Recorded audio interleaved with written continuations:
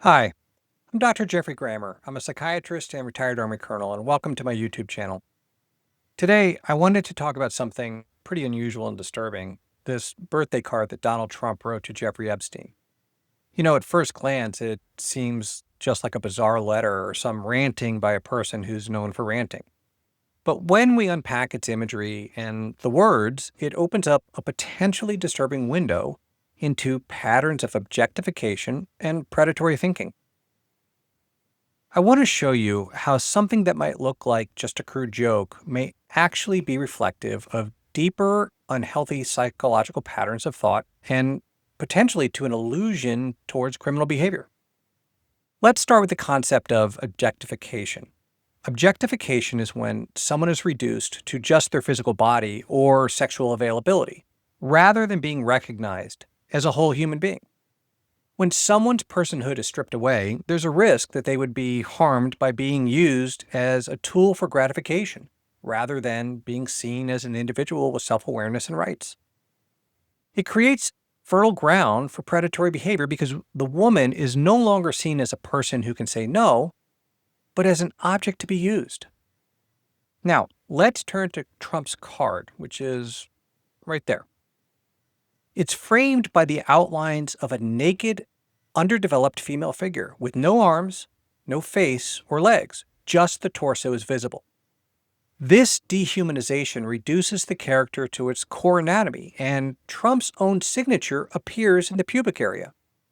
That placement can signal an entitlement or even a sense of ownership of the female body.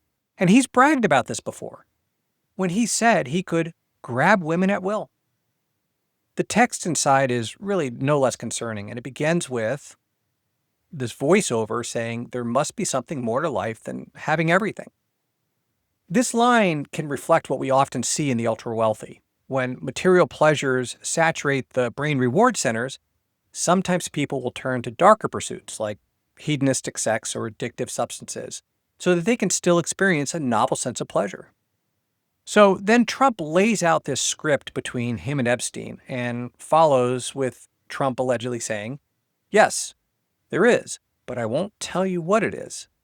So ask yourself, why speak so cryptically to a close friend? We can see this when what is being referenced is either too shameful, illegal, or morally offensive to say it outright. Epstein, a man who is trafficked in children, appears as the imaginary respondent in this Trump narrative and replies, "Nor will I, since I also know what it is." And this sentence insinuates a collusion between the two of them for this unspeakable act, belief, or whatever they observed. And remember, Trump is writing this to someone who has trafficked young girls for sex. Okay? Trump then writes, "We have certain things in common, Jeffrey." And think about that. The United States president is writing about aligning himself in kinship with a known pedophile predator framed by this drawing of an undeveloped female. The letter closes with, "And may every day be another wonderful secret." And this can reflect a chilling promise of shared secrecy or a premonition for continued engagement in this clandestine behavior.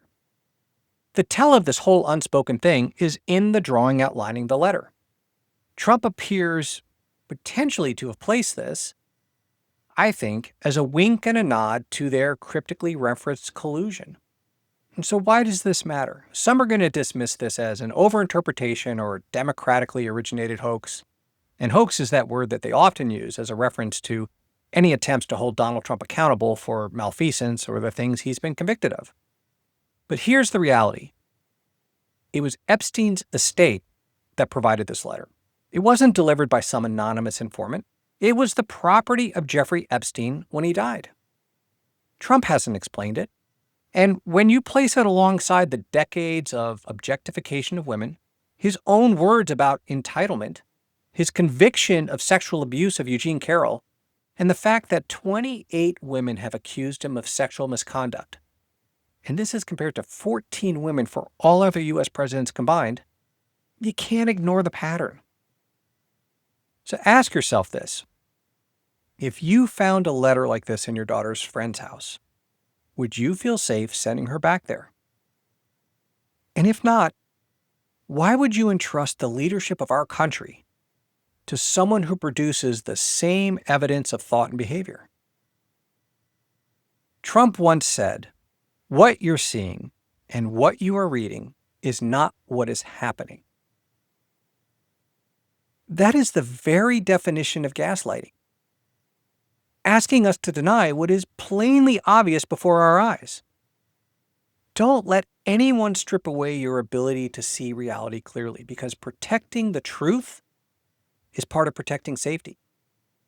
We owe it to the children of America to look into Epstein's relationship with Donald Trump with our eyes wide open, and anyone who says otherwise is complicit.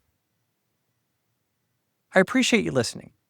If you like this analysis, please consider liking, sharing, and subscribing to this channel. Also, check out my Substack for in-depth articles about politics and health. And until next time, please stay thoughtful, stay aware, and stay safe.